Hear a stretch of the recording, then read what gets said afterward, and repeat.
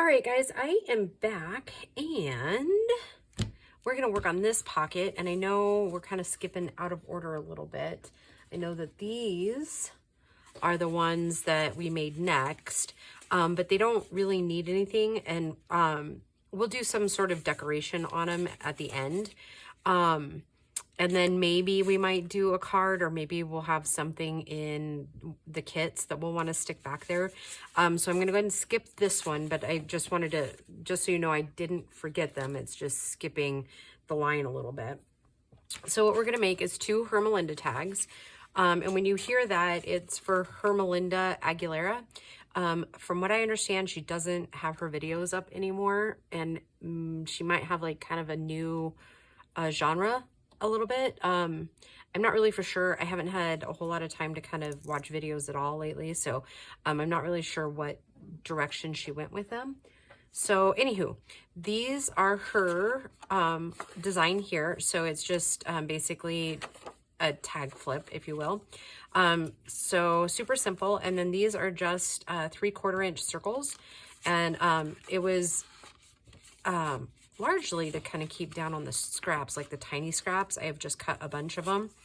So, and again, we're going to make another Hermelinda tag, only smaller. Yeah, so let's get started.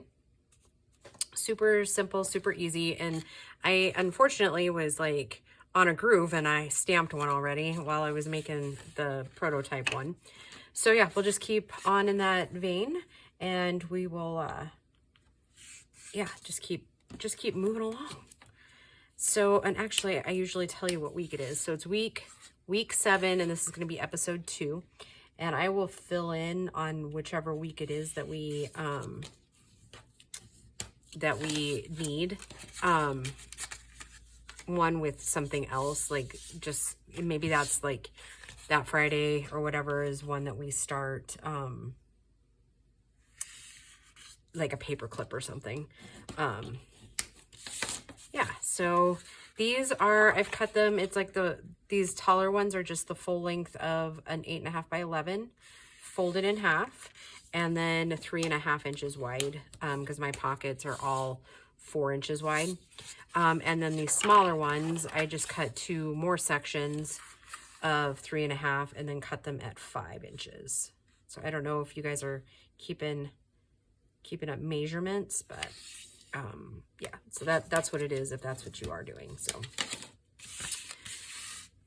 oh, I'm getting excited. Like when it gets like halfway point, that's when I really start getting excited to like have it kind of wrapped up and see how they all come together. So, and I think this week is the week that I'm going to end up getting my kits purchased. And so it'll probably be next Sunday. I'll do kind of like a reveal of the kits that I'm using, in case you're following along, and you like the kits that I pick, then, oops, that was almost a mistake. Then you can, go get those as well. I know some do, some don't. And I'm putting them down a little bit further so that I have enough to put on those. I don't know, I think they kind of, to me, they look like kind of like Christmas balls that you would find on a Christmas tree. So that's kind of the idea I went with.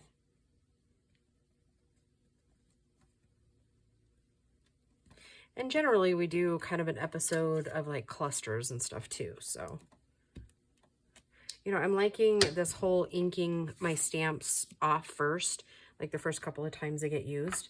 I feel like it's making me a little bit better of a stamper. So I have no idea if that's really the right way to do them or not, but I don't, those of you that are new, I don't claim to be a good stamper at all.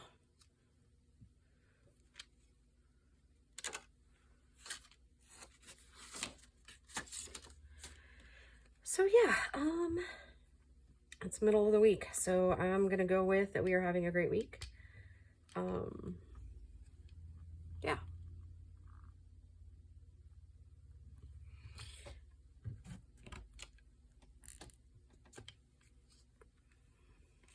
Oop. See, I'm not the greatest stamper in the world. at some point, I'm hoping that my skill improves, but, you know, I've had the opportunity for like the last 20 some years to become a better stamper, and I have yet to do it. So I'm going to go with, it's just one of those challenges. I'm just probably, oh, damn it. Darn it. Sorry, kids. Keep sliding on it a little bit, but you know, it is what it is. That's why it makes them what they are, right? All right, so we'll make quick work of this. Yeah, I will show you how I do my tags, especially when we're doing in bulk.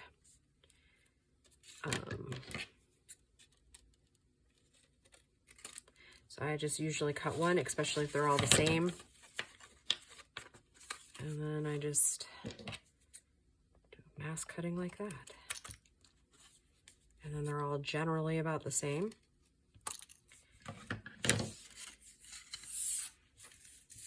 Move this block out of the way over here. And these ones I did find a little bit more difficult to do. I think just because my brain wasn't thinking quite the same. So I don't know, I might change the direction of these just a tiny bit. We'll see.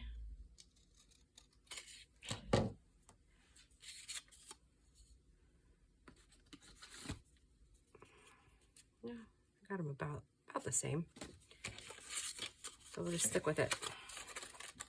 What I was trying to do is make it still tall enough and wide enough that it wouldn't matter with the little balls on there.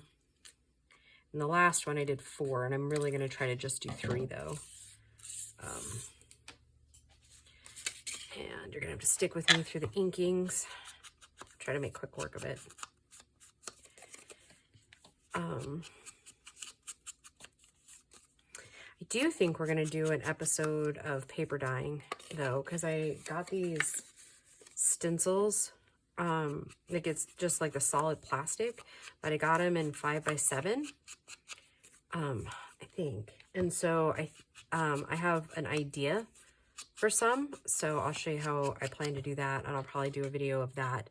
But I've got to get to the dollar store and pick up some new tablecloths. Probably, I think I'm going to try to coffee dye a bunch of paper next weekend. So that one will probably just be like a regular video. Kind of show you what I'm thinking. Because the gentleman that I was dating last year, he cut me some metal plates to do them. But the only thing I didn't like about it is that it was stretching the paper because it was too heavy. So yeah, I know those work, so if we need to, we'll use those, but I'm hoping that the stencil will work. And then I'm also going to take Lorna's stencils, and we're going to make some fun papers with that too. I'll show you how that kind of works. I do have like a lace dyeing video. It's actually in the challenge videos, from like 2022. If you go to the very beginning of that series, there is paper dyeing. I started that kind of early. I think those were kind of like July videos. And then the rest of them are like, I tried different techniques of dyeing like red and reds and greens and things like that, and deciding what works best. Who knows, maybe we'll dye some more green and red papers for these kits. We'll just see how the kits that I'm going to get kind of pan out as far as like what we think they might need. I'm not entirely sure of the covers yet. That's usually a week or 2 in the series as well. So I'm trying to kind of get things straight in my head on when we're going to end up finishing up the challenge. I'm shooting for October 15th. I don't know that we'll make it in that week of the 15th, but it's a challenge nonetheless, right?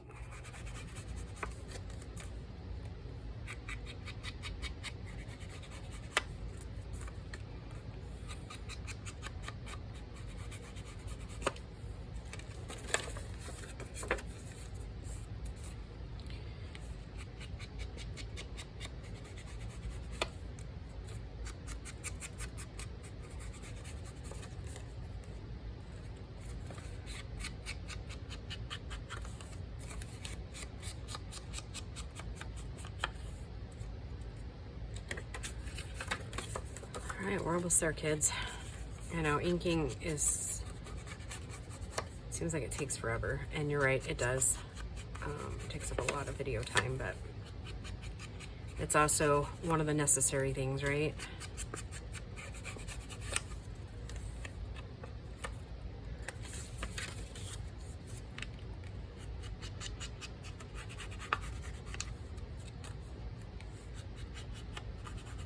I don't know that I've ever made a journal without ink in it. At least some of the parts didn't have some ink on it. That'd be interesting, wouldn't it? Yeah, it's a first of the year type of journal. Make one that doesn't even have ink in it. That'd be crazy, wouldn't it? I don't know.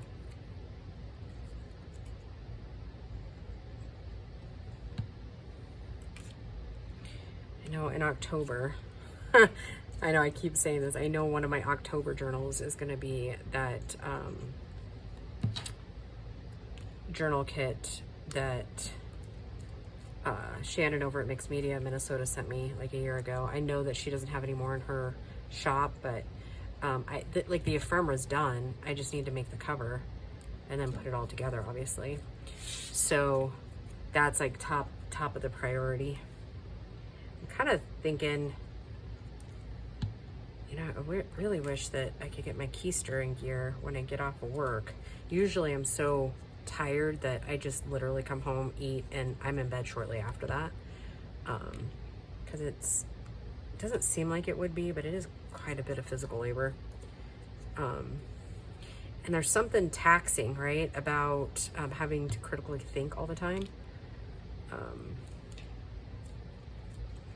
But what I'd like to do is be able to come home and film a video every night, like be far ahead. And then even if it wasn't every night, like every other night, that would still put me videos ahead. I'm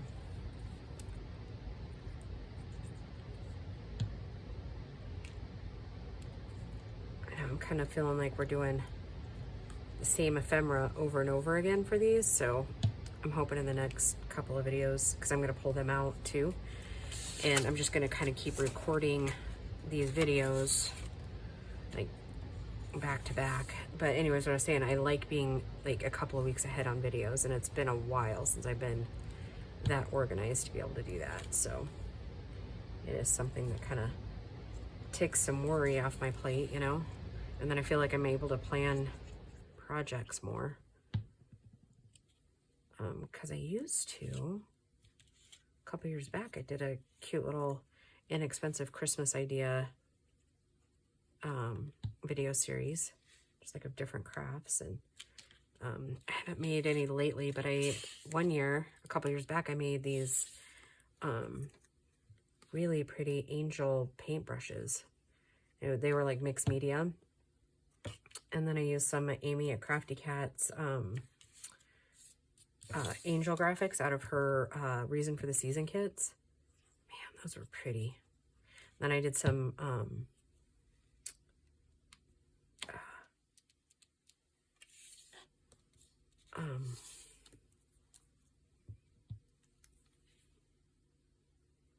Mickey Mouse ones for some friends. Those are super cute. And they truly are like really inexpensive. And I don't have the paintbrushes, but I mean, those are something that are super, super inexpensive, like at Harbor Freight. Like a whole box is like $10 and there's like a dozen in there. I think it'd be super cute to make some Halloween ones, if I'm being honest. And I've got so much glitter. I have glitter coming out of my ears. Because, you know, kids, and I always encouraged like crafts with them, so they like to, I think they still like to do them, but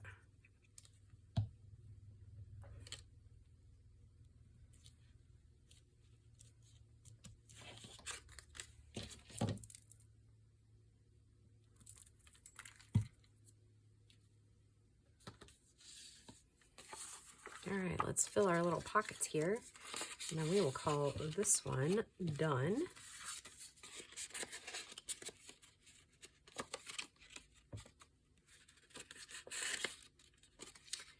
Maybe. Some of these pockets are so tight. I don't know how we ended up making them that tight, but...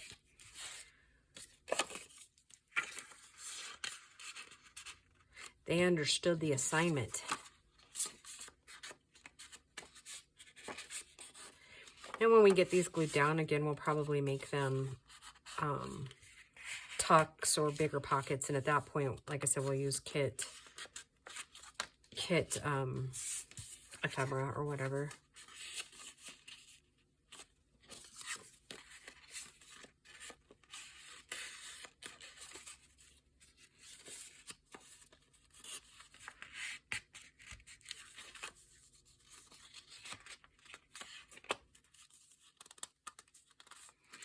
All right, so there is our 4 pockets here. There we go. All right, guys, I hope that you're having a good week, and we will just see you in the next video. Bye, guys.